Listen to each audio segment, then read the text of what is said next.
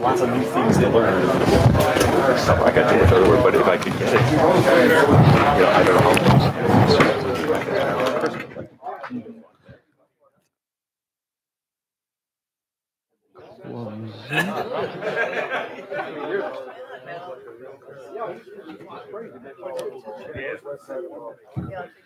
Okay, we're about ready to start the annual meeting. There are copies. There are copies of the agenda and also of the financial statement here. If anybody didn't, I emailed it to everybody. But if anybody wants a copy, here they are right here. I won't use the microphone because I don't think we need it in this small group. But I will pass it around for people that have questions, so that hopefully it'll get on the video.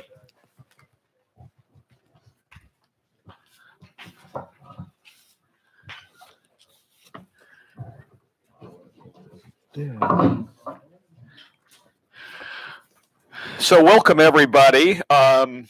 The first thing on the agenda is the approval of last meeting's minutes, and I think it was a telephone meeting, so the only people who were on it were the board. We have 3 telephone meetings a year in addition to this annual meeting. So could I have a motion to approve the minutes? Motion second? All in favor? Okay, great. I don't know how many board members are here, but I'm going to read the list of our present board, so you will be aware of who we have. Or if they're here. Excuse me? Stand up if they're here, yeah. The terms expiring this year, and we'll be talking about this in a minute.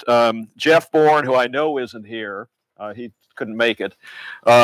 James O'Neill, who is here. Ralph Sargent, I don't know if he's here yet this morning. He's at the convention. Terms expiring next year. Dave Abramson, he's here.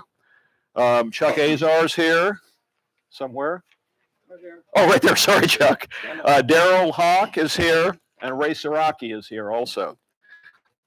Terms expiring in 2020, Dave Arland, who couldn't make it. Bob Dobush, who is not right now, but he's at the convention. I'm probably pretty soon. Me, and Dave Sika, who is behind the camera. No, that's Matt. I don't know where Dave is, but Dave is Dave sitting here? Probably missing him. Okay. So anyway, that's our board. we have 3 members whose terms are expiring this year. And so we have an election for those 3 positions. Now, so I solicited all the members for nominations for new people, and we got 2 nominations, both of whom declined to run. So what we have is only the 3 present board members, all of whom have agreed to serve another 3-year term. So I guess we really don't. I guess maybe we need to just have a motion to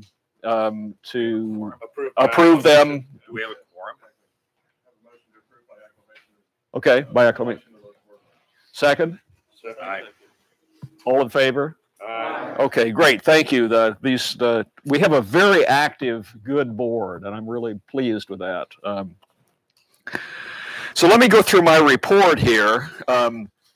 Our cash balance in the general fund is about $5,100. And then we have about $3,800 in the CRT rebuilding fund. Now, I'll talk about that a little bit later. Actually, in our next meeting, when we're talking about the CRT rebuilding operation and what's going on. In addition, we've had a parking lot fund for rebuilding the asphalt out here that's brought in about $5,700 as a GoFundMe campaign, and it's stalled. We're not getting any new contributions to it. We do have another $2,000 coming in from the conference that Dave Arland has organized that's going to be here in June. And in addition, it looks like our income from the convention is going to be about $15,000. So I think we'll have the money to do it after everything gets tabulated. Will that leave enough for general operating? Yeah, I think from our steady flow of donations that we get, I think we'll have enough. Well, I'll come to our major expense in just a minute that's coming up. We're doing fine in terms of our income. As many of you know, for the first several years, the museum was funded by myself and my family. And as time has gone on, our income from various sources has steadily increased from the convention, from advertising on the website, and from donations and other stuff. We get we loan equipment out for use in television productions. By the way, the Zenith Flashmatic is featured in the movie Suburbicon. I haven't seen the movie, so I don't know how well, what Suburbicon. It's got some famous actors and actresses in it. Suburbicon is the name of it. Yeah, and it was released fairly recently. It's the Zenith Flashmatic. Yeah. And from time to time, we get income from that. So anyway, so we have been essentially the last 2 years. I think last year, my family put about $3,000 in, and this year about $2,000. And if we are short on having money to do the parking lot, I'll be glad to put in whatever is needed to get it done. So yes. Do you have bids that you'd make available maybe for future meetings so people can just see what kind of bids are coming in? Yeah, I have not gotten bids. All I've gotten is an estimate. But before we do it, we will clearly get bids, and they'll be available for anybody that wants to look at them.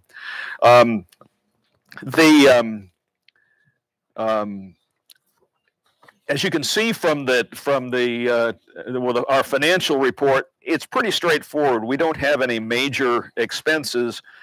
It's all sort of, I think our main expense is payroll, which is Larry. And the one expense that's greater than that is our real estate taxes. And I'll take a minute to explain that. The building that the museum is located in was owned by me until last year. When I donated, I was waiting for a time when I needed a tax deduction, and in order to donate the building, I did that last year. And I thought, well, wow, I've done that. Now the museum's not going to have to pay any more property taxes, which amounts to about $13,000 a year. But I didn't understand how it works. Now I do. But anyway, as I think this is true in most states, you're actually paying last year's taxes when you pay your taxes. So the taxes that we pay in 2018 are really for 2017 taxes. So I thought, fine, I did the transfer of the building early last year. Early this year, I'll be able to apply for nonprofit status and avoid paying their taxes for the rest of the year. It doesn't work that way. It's on a calendar year basis. So we have one more payment of $6,000 coming up in June on property taxes. And once that's done, then our expenses are going to go down by $13,000 a year, which will be very helpful. I'm skipping around a little bit here, but the only major expenses that were sort of not in the normal run-of-the-mill stuff is this bathroom, which cost about $2,000 that we added this year. It avoids having to rent a porta potty and makes it a lot more convenient for for not only for the convention, but just for when people are working here in the warehouse. Major equipment donations during the year since the last convention, actually, until now. We got a very nice Scott tabletop projection set that you may have seen that we just set up recently in really nice condition. And then we got that TNT projector that you can turn on in there. And we got a couple of nice we also got the RCA Clubman. Chuck Azzolina donated that at the last convention. It works, by the way. We just haven't had time to put it together and connect it and so forth. We have this CT100 that you see here, donated just recently. Dave Sika brought it to us,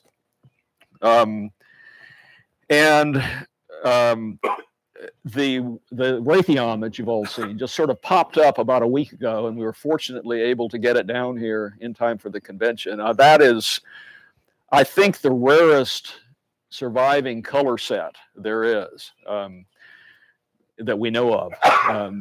Somewhere an RCA Model 1 or something like that may turn up, but this is certainly the rarest one that we know of. It's the only one. There's a chassis of that survives from that from the set, but no, this is the only complete one, and it's in pretty nice condition.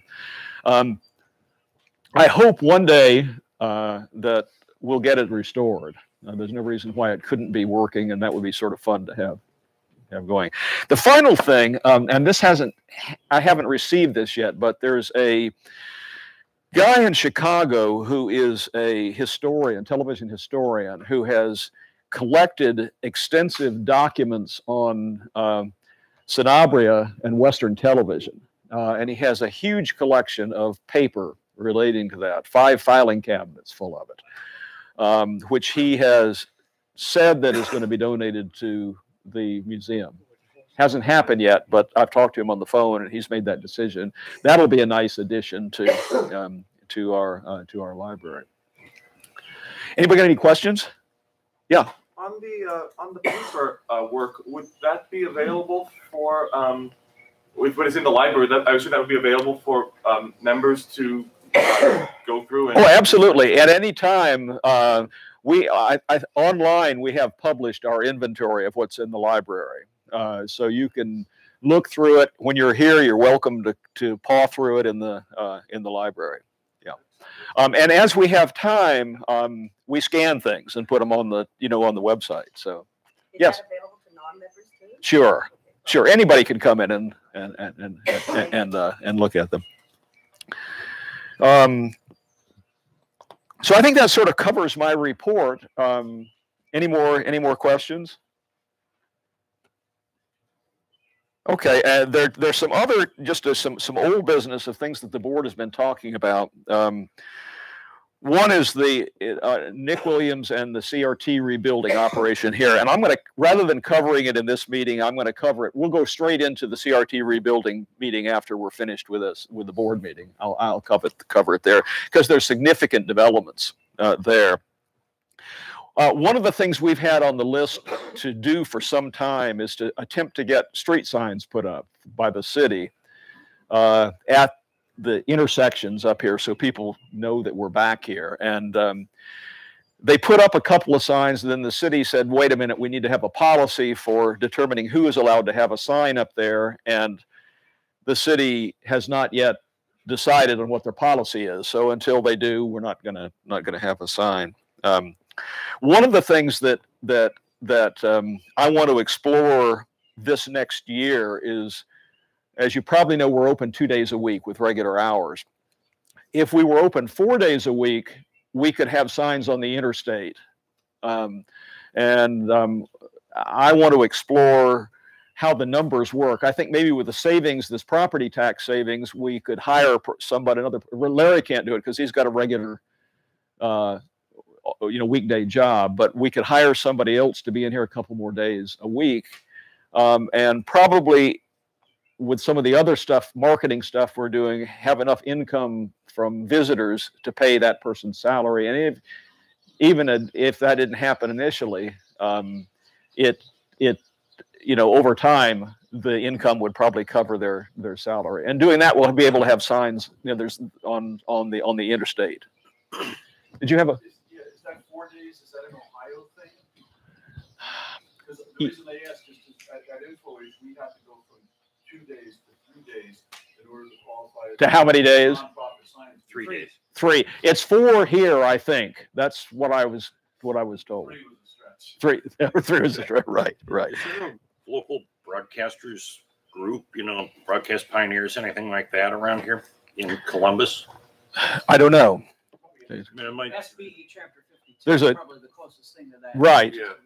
right, it might be worth contacting them to see if you can find volunteers To do it. to cover those days. I hadn't thought about them for volunteers. I've been looking for, one of our problems here is we had 2 people who were giving tours and at the museum, and for one reason or another, they both dropped out. So that is down to me, and I'm in Colorado a lot.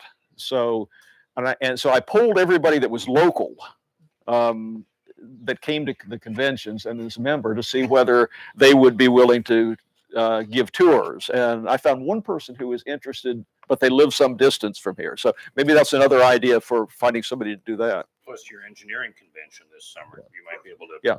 Throwing this out, 2 years ago, coming October, I came out and attended the Ohio State Broadcast Engineering Conference held concurrently with the Society of Broadcast Engineers National Meeting here in Columbus. And one of the things that impressed me most about this, there were a lot of young people there. And I finally found their sponsor. This is a collection, I forget the school district, but it was out from Columbus. Right. And this guy who's in charge of a radio TV broadcasting program at one of the schools picked up all the kids that are taking radio TV classes and make sure they come down and spend a day at the conference, which I think is always here in Columbus. This is October. The point being, you've got some people, especially the sponsor, the teacher, who might be interested in getting some of these young people some exposure. I can come up with a name. I would, maybe we talk. Maybe you could contact them for me. Yeah, right. I think that's a great idea. Right. Right. Right. You do have a. Well, I just wanted, you were talking about the movie companies, just backing up for that a second. They have these lists, you probably know these directory lists in Hollywood and New York. And a lot of movies are made in Canada where they would contact you for equipment. Because I've noticed some movies over the last few years that they're really lacking in high quality cameras. And somebody can come up with anything that looks they look like cardboard structures that somebody makes. And I just wonder if you were on any of those lists. I don't know. I have been, as I say, we get contacted frequently. In fact, the last one was a Canadian production that's looking for cameras, just as I haven't heard back from them, but I don't know if we're on that list. And that'd be a good one to get on when they do these productions because Right. much of it's done in Toronto, Canada, instead of Right. Hollywood. Yeah. So if you're just Right. up here in Toronto, that would be Right. far to ship one up there. So. Right. Another thought on that, if I may, I've been getting for years a little booklet. It's pretty thick, something you can put in your pocket. And it's a list of companies that rent, costumes, Right. animals, anything for movie production, movie and TV. Right. And it would be worthwhile maybe to put a small ad in there. Good idea. It does go Yeah. to all the people Right. who are Directory involved in the movie Right. TV and Yeah. production. Right. I can get you the name of that. Okay, well, let me mention a major problem that we have with this organization is that I have been doing 90% of everything that's involved with this museum. I'm getting older. I spend probably 9 months a year in Colorado rather than here, and every time somebody comes up with an idea like this. It comes to me to do it. And I want to reduce what I'm doing rather than increasing it. That's why I'm urging our board to take more activity in taking the responsibility. And that's happening. Well, I can find out what it costs to put an ad. That would be wonderful. Let's talk about it the next. Here in Ohio would be better to interface with the high school. Well, that I can do right. So, It's Hocking Hills. That's okay. Right. 2 years ago. Yeah. right. Another person? I can get to you and let you know what that is. Right. And that leads into the next topic, and that is one of the things the board has been working on is ways of getting more exposure. Particularly Chuck Azar got a list of, we ended up getting a list of radio clubs all around the world, and Chuck has taken the lead in sending emails to them, the first one was notifying them about the convention to see if we could get anybody from those groups to attend. And the other is just to increase awareness of the museum and the foundation. And Chuck's idea, I think, is to keep sending periodic emails to the same list. You want to say anything about it? Well, I'm going to try to send 4 or 5 a year, starting off with the first one being next month, about what happened this month. Right. Some of the displays that were new and some of the presentations that were made. And if anybody has any ideas or something they'd like to put in these emails, I can give you my email address, cazar@irvm.com. That's CAZAR@IRVM, like Victor Mary, IRVM.com. Send me, and I think if we just keep barraging them with things that are happening here, we'll create a little interest, a little talk, and at the radio clubs, you've got people that are interested in that Right. field. So we should be able to get something out of it. I don't know whether we got anything this year. You were going to give me a list of the. I'll give you a list of the new people. Yeah. People. I'm going to contact the new people and ask them how they came and so forth. Right. But increasing the amount of people at the convention is money, Right. And also just increases, they'll tell other people about it and so forth. Right. The other thing is that Dave Arland, who couldn't be here because of conflict, sent a film crew out a couple of weeks ago and they were here all day interviewing me, we had a tour group at the time, interviewing them and doing shots of the museum. In order to put together a couple of promotional videos, one that would be fairly short, a minute or so, and the other that would be a little longer, maybe 5 minutes. The idea is that we'd start using them. We can, put them on YouTube and then email the link to. We have a fairly extensive email list of people on our website. You can sign up to be on, to get emails from us. We're up to about 1,000 people on that list. In addition, the Christy Clark, who is Hilliard's tourism promotion department, it's a one-person department, has given me a very long list of her contacts, which we're allowed to use, and there's probably 5,000 email addresses on that. So once these are done, I'm going to send them out to as many people as I possibly can. In any case, just to increase awareness of the museum. And we had last 2 weeks ago, we had one of the local stations. We've had coverage from local stations over the years, but they're usually in the form of a, 30 seconds on the evening news. One of the CBS affiliate sent a film crew out here, and they did what's going to be a half-hour show on the museum that's going to be on within the next 2 or 3 weeks. So. I'm sorry, I couldn't hear you. Can you get it linked to on the website? Yeah, when it's he's going to let me know when it's up, and we will put a link to it on there when that happens. Facebook presence? We do, though I have to tell you, there's not, I probably post something once every 2 weeks or once a month on it.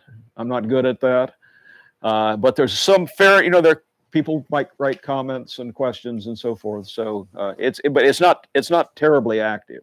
It would be wonderful if somebody would volunteer that likes to do that stuff would volunteer to do it. Yeah. I'm futzing around with YouTube. I'll right. take a look at the Facebook too, and doesn't have to be me, but I'll do it. I would love, yeah, right. We make quite a bit out of Facebook for whatever reason. Yeah. I'll say it again. All of the new young collectors are on Facebook. And there's a very active Facebook group with about 5,000 members that's, an early television group. And there's a lot of activity on that. So, Dave, I'll take you up on that. Dave, if you're going to handle Facebook, I think the emails that I send out, we could put those links to those on Facebook. Yeah, right. And one of these days, when you guys check into a hotel here, and you say you're going to the Early Television Convention, they say at the Early Television Museum, and they say, "What's that?" That's what happens now. I mean, that's how there are people that live 2 blocks from here that don't know that we exist. No, they asked me if I was coming here when I checked in, so we're starting to get there. All right, that's good news. Yeah. I got pulled over by a Hilliard police officer 2 nights ago for not having my lights on. The rental car, I used the switch, and I explained that I was attending a convention at the Early Television Museum in downtown Hilliard. He looked at me like I was crazy. There's this Yes, yep. We hear that all the time. We're hoping to change that. That's right. And the last thing I have on my list is that one of the things we keep getting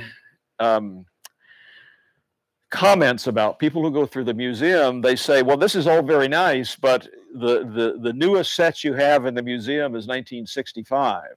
What happened since then? So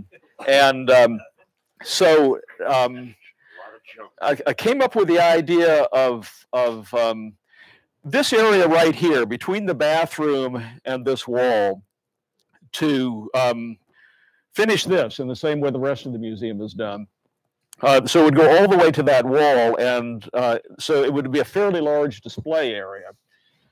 And to put in there primarily maybe one example of the technology per decade. The 70s, the 80s, the 90s, all the way through the latest stuff. Do we have an Advent video beam projection system? We don't.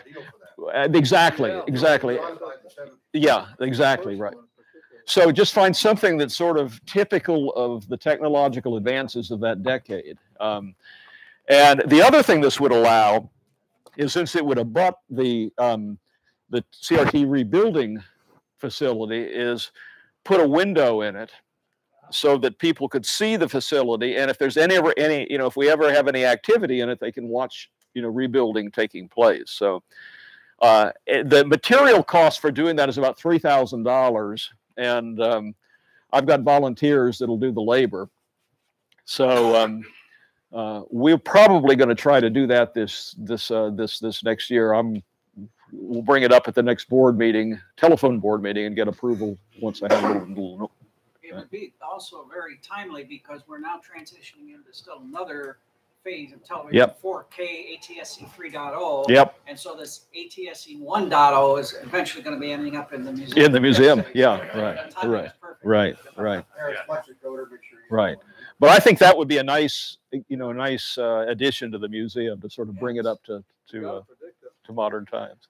People really like I mean, I'm sitting at my museum geeking out over something called a really switch old, like treatment, an Right. FM radio or something. Yeah. And they're looking at this 1970s round red thing. It's got a screen.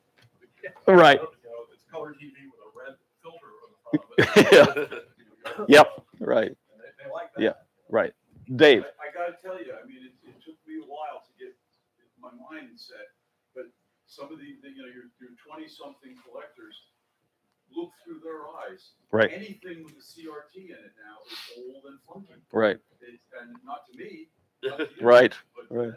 Yeah, to me, it's sort of boring. The new stuff is boring, but that's not the typical reaction. Yes. I was going to say, if you need like a Hall of the Decades, Right. or Yeah. maybe even two per decade, early Right. for each decade, you could fill it in a week on Craigslist. Oh, I know. Yeah, it won't be trouble. I don't know how many advents I've had offered to us, you know, and I've turned them down because they just sit out here in the warehouse. But once we decide what we want, it won't take long to find. Lots of the small miniature Japanese stuff. Yeah. Yeah. The millennials Right. would be interested in. Yep. Right. Yeah. When you know, as far as consoles, they had the ones on the pedestals and they had that curved set. Yep. You know, and then RCA had the one with the bear on the top of it. Yeah. There are all kinds of interesting looking sets that could be in there. Oh, they're still here. Yeah. Yeah. Right.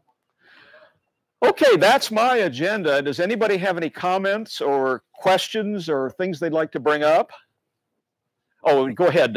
You're first. Okay, so I just looking at the expense report, it looks like we're about $9,000 in the hole this year. That's timing. Okay. You know, that's not a deficit. I think last year we had a surplus. Okay. That's just timing of when bills are paid and things like Okay, that. so this doesn't actually mean that we're No, okay. no, we're essentially, we have to be break even because otherwise we can't pay our bills. That's what I was wondering about. Right. Yeah. Right. Yeah. What is the board planning on doing with regards to long-term fundraising so that we have an independent source of income beyond your family, beyond the convention, and beyond donations? Has that been looked into yet? No, but as I say, we're self-sufficient now, and I don't see those income streams. They're all increasing. So I think in terms of the museum as it operates today, we're in good shape. The thing is, but that does raise an interesting question. I think that at some point I'm not going to be able to do this, when that happens, I think I think it's unlikely that there are going to be, because so much of it is local. I think it's unlikely that we're going to be able to run the museum and do all this, the convention and so forth, with volunteers. And I think we're going to reach the point where we're going to need to hire an executive director for the museum, which is a significant increase in our budget. And when that happens, I don't know, but I think that we've got to work toward that because there's just too much that I do that when I stop doing it, I don't think we're going to be able to do it with volunteers. But that's just, The upside of that is a professional like that would know how to do fundraising. Exactly. Money. Exactly. And they'd hopefully have skills that I don't have. If you talk marketing, it's like, that's like, foreign to me. So hopefully we can hire somebody that has those kind of skills to move forward with the museum. But Steve, speaking of marketing, how are you getting those like Big Sandy commercials on your website? Oh, that's just Google. Oh, okay. You just sign up with them and you provide the spots and they fill everything. Oh, okay. Because the advertising, maybe even Best Buy, if you could work out some kind of a deal with them, or whoever would put that in would be appropriate to support. It would. You just sign up with Google and they fill the spots. They put in there. Yeah. Right. Yeah. Do you get revenue from that? Oh yeah. Yeah, and there are two sources of advertising revenue. One is Google Ads, which is the stuff on the side and at the bottom. And you may notice there's a text box at the bottom of the home page that has now about 15 individual text links, and we sell them for $80 to $100 a year. People contact us and say, you know, can we buy a link, and we put it on there. So those are the two sources of advertising revenue. Okay. We try to balance it so that we don't ruin the site with advertising. We get requests all the time, people that want these embedded in the middle of a description of Sarnoff. They want to put a sentence in that says, Sarnoff was a very innovative person, and innovative being a link to something they sell. And we have you know, declined that kind of stuff. Any other? Yeah. So, have you gotten, or Larry or Laura gotten any feedback on the auction, good or bad, the format this year? I have not heard anything. Just curious. Yeah, to say, what do people think? This year is the first year we did only a live auction. We got rid of the silent auction. What's any opinions? Yeah, I think it was great. I think we did a great job. Dave did a great. Yeah. It moved quick enough. We had Yes. had a break. You had a chance to come back again, and we didn't have to fool around with this stopping everybody and people fighting over trying to get to bid sheets and stuff like that. Yeah. I had a problem with it. I could not see on the sets that were being sold. A lot of people were standing up. Right. Then blocks your view of what's happening. A lot of sets were down low. So I found this. Well, we had a suggestion that I don't know if Dave can do this, but if Dave could do a portable camera, and we put up this screen here, and he could move around with the auctioneer. The problem is that and this is going to be a problem every year. We had 150 items, and we always will have at least that number.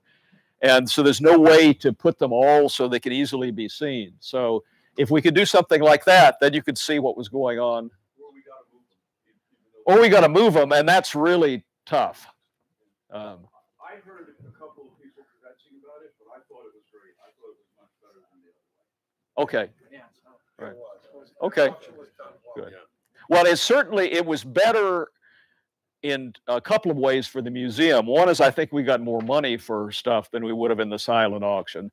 And the second is we moved stuff that's been sitting here for 3 years that has never sold. I mean, only for $1 or $5, but this stuff takes up space, you know, that could be gone. So getting it out of here is a great advantage. Yeah. Yeah, I mean, I also, first of all, I agree that moving more stuff is good, and that I like the format. I've been to several other radio club auctions where you have heavy things, and the question of how do you show everyone what's for sale is always a challenge. This is nothing unique to what we're trying to auction. Right. If I might, I think the onus is on the buyers to walk over there and look at it. That was exactly what I was instead going to say. of Yeah. People have plenty of time to look at to look at it. Right. Personally, I'm not concerned about that. If you haven't had a Then chance, the three guys that do that block everybody else. Right. You need to do your due diligence ahead of the auction. Yeah. Right. Oh, you mean I gotta be organized? Oh yeah, and I have to show up before 9 o'clock is the other problem. Right. in my housekeeping speech yesterday, I did specifically say, it's on you to go look at it and see it and know what you're buying. So forewarned is forearmed or something. Okay. I think it worked really well. There's something about the psychology of a live auction where you're going to get probably more money because people get into a bidding war or match or something against each other. You know, rather than the silent auction where there's really not much excitement. Right. Well, that was the other advantage. That was that it made it a lot. After the presentations, it was a mess over here. Everybody scrambling around, you know, with the silent auction. We eliminated all that, so people had time to come back from the presentations and look around and do things. So plus just check out. Getting out of here was a lot easier. Right. Any other comments, questions, ideas? I have just one thing unrelated to that. Okay. I accidentally picked up a pair of glasses yesterday that are 2.25 plus type glasses, reading glasses. What? Okay. Oh, Larry did. Okay. Okay, good. Well, then he'll find them. I just wanted to tell Great. Thank you. Also, somebody reported losing a camera.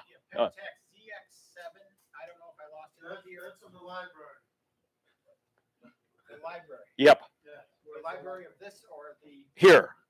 Yeah, I asked Larry to show you. Okay, great. Remind me to get it. Okay. All right. Anything else, or can we adjourn? The thing is that since we've got multiple copies of my script, Yes. if anybody wants another copy of it or a copy of it, you're just come and ask me or ask Steve. Okay. Got him coming out of his ears. Okay. Any motion for adjournment? So moved.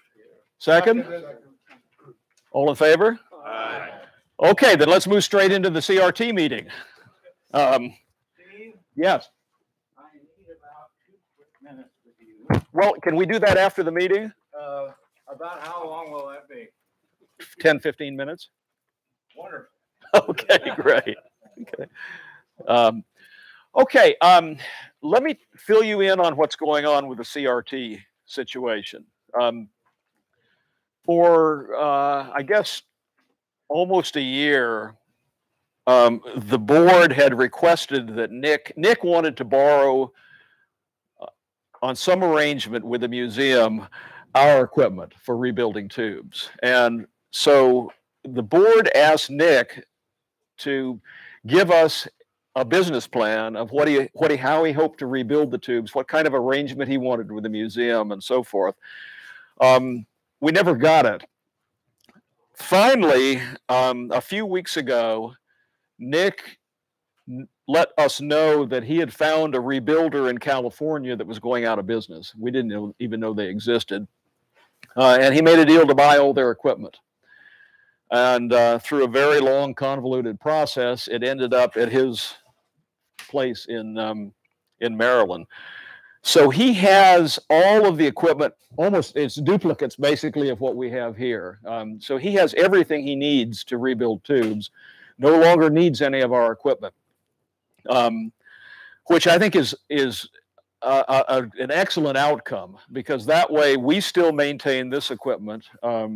We can use it for demonstrating rebuilding. Nick couldn't make it this year because he had a personal issue, but so that every year at the convention, we'll be able to demonstrate rebuilding tubes. And maybe someday someone will emerge to manage the process so that we can actually produce tubes here.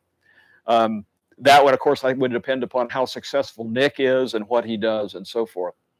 And we don't know what Nick's plans are. We don't know how he intends to approach it. We do know that it's at least 2 years before he's going to be able to do anything, because that's when he's retiring from the Navy in 2 years, he hopes. Now, the Navy, I guess, has the right to keep him for an additional 2 years. So it may be 4 years before he gets started. So that's where we are. We still have the basic problem at this facility of finding someone to manage the operation. No one has stepped forward. So I think all our hopes are on Nick right now. But we're retaining the possibility of doing it here if we need to. And we and Nick still have the same problem of the source of new guns. Well, that's not really a problem. That keeps being mentioned, but the solution is rebuilding the old guns. Well, all right, then we still have the same problem of being able to successfully rebuild, and with and that I think is solvable. And I think Nick, so I think that's just one more step in the process that we need to figure out how to do. Is my perception. Yeah. So at the convention 2 years ago, you guys very kindly donated or loaned to me a box of broken CRT guns for me to experiment with, trying to figure out how to take those apart and rebuild them. And while I have not made as much progress as I hoped, it's been a very busy couple of years graduating school and all. Right. I have shown that you can take a high-speed carbide tip bit and drill it under a microscope and drill out all the rivets, at least on some of them, and separate relatively non-destructively the cathode assembly. Right. And so, and I was using not much more than basically a Dremel tool, a high-speed drill. And so I have, if we can find the cathode that supposedly Globetronics in India still sells, I have. Well, we have a large stock of cathodes. Okay. I have pretty good confidence that at least for some guns, the process takes a little bit of Swiss watchmaking, but is far from impossible. Right. Thank you. I think that's my perception too. Now, Nick is experimenting with what's that machine called? EDM, yeah. Yeah, Bob for Gallagher EDM'd a small handful of 15G tubes. right, right. So I think one way or another, that's a solvable problem. Yeah. And if anyone else, I still have them. Some of them I've obviously sort of taken apart, but I have a bunch that have it. If anyone else would like me to give them one to experiment with, or the museum wants them back, I'm obviously more than happy to. I'd encourage you to talk to Nick and tell him your progress. Also, any other comments, ideas? Maybe there's Germany, or No, I'm still waiting for you to give me the email address. Oh, really? Yeah, I sent you an email that I couldn't find his address. So if you will give me his contact information, I'll contact him immediately. Maybe we can exist together on Nick does the heavy lifting on the rebuilding side. We handle the gun side. That's a possibility. Or maybe there's a separation of the type of tubes. Who knows? But all of that, our ability to do it here depends upon somebody emerging that's willing to take control of the project. But we have everything to do it.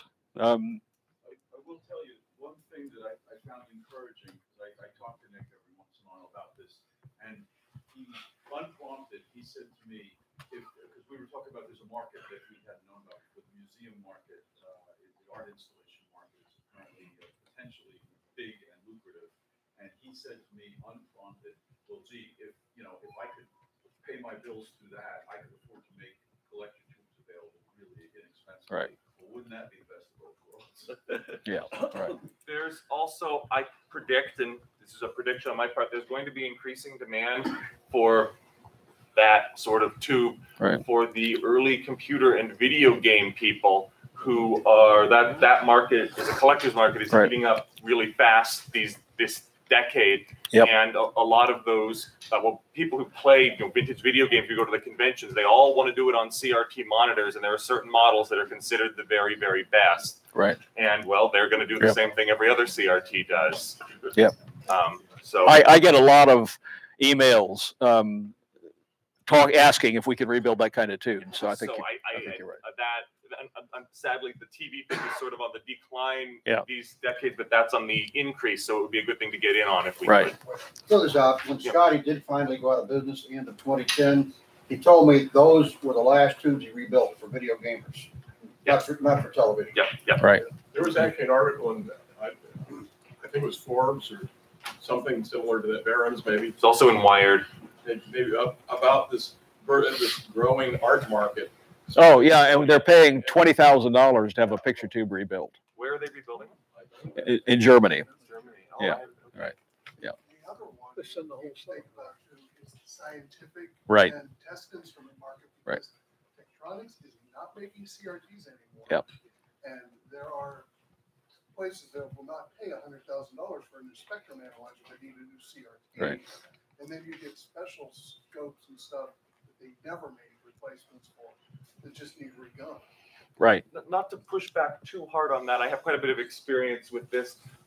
The oscilloscopes, right, were the ones that the really specialized CRTs that were analog calibrated. Most of the spectrum analyzers and that type of equipment were low enough sweep speed that people are making LCD drop-ins. No one cares about the authenticity in that market. Right. And there are some analog scopes that are very desirable that people would be willing to pay, but it's a small segment of a small segment. And they're also going to be really tricky to rebuild because those things are probably some of the most complicated CRTs ever made. Right. Okay. Any other comments? You got yours in, right? I saw your hand was up. Yes. Okay. Anybody else? I mean, just besides to say that I'm interested in the gun rebuilding process, and although I'm across the country, it's hard for me to be here. If there were a museum, if it was possible to have guns rebuilt, I have a little machine shop. I mean, I would be happy to, if we could make this work. I think I would talk to Nick because I think he's going to be the first person who needs them. Okay. Yeah, right. I'll reach out to him. Okay, great. Anything else? Yes. We have cathodes, and cathodes are still made. We have probably 1,000 cathodes that we got from Scotty. How about getters? We have getters also. Yeah, right. Yeah. Another area that might be problematic is the buttons, the piece of glass with the wires go through that you mount the gun. Right. Because you may or may not be able to reuse the original. Yeah, though those you can get them made. Yes. Yeah. Right. Right. And Fredericks. Right. As a few years ago, were making them. Right, and we have a fairly good stock of them also. Yeah. It's again, it depends what you want to pay. The company I work for, we build glass conductivity cells Right. for ocean measurement, and we have a scientific glass blower make them for us. They're not exactly inexpensive, but you know, that's small enough it can be made, you know, sort of quasi by hand pretty easily. Right. There's a lot of companies that do that for the scientific market. So right. again, it comes down to money, but I think that could be handled. It's basically soft glass. Yeah. Right. And you can still make those for luminous signs. Yeah. Right. So shouldn't be hard. We had buttons for the 15G made. Yep. And they were on the order of $25 a piece. Yeah. Right. That's similar to the right. Right. And when you consider with a tube like that, when you consider that a rebuilt tube is probably going to bring $1,500, that's not a deal. Okay. Anything else? Well, then that's the end of the meeting until next year. Thank you all. Thank you. Okay, yeah.